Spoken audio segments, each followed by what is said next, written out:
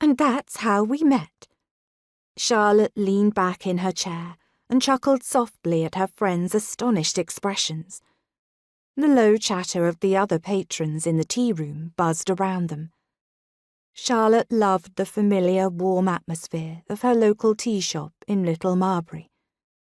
The town nearest to her parents' estate sat right in the middle of Hertfordshire.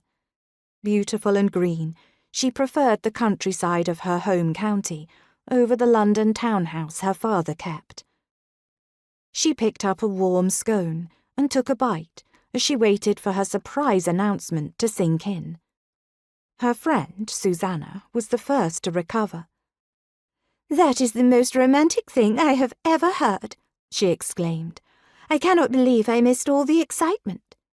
If you hadn't misbehaved in such a grand fashion, you wouldn't have been sent home early, leaving me to face the ballrooms all alone, I might add," Charlotte scolded, still a bit upset with her friend.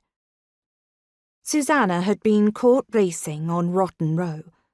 One morning, 2 months ago, they had been walking their horses in the park and came across one of the many impromptu races which happened along Hyde Park's infamous King's Road.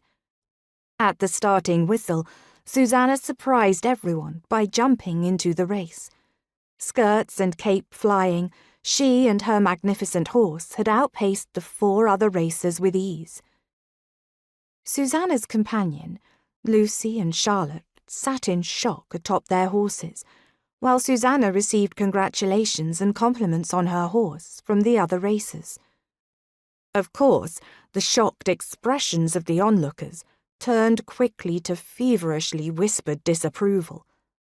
Word had already reached Susanna's parents by the time she returned home. Her parents promptly banished her back to Marbury. Susanna grimaced. "I let the thrill of competition overrule my good sense, and another perfectly good companion fired. But that is in the past. We were speaking of your engagement." She propped her chin on one hand.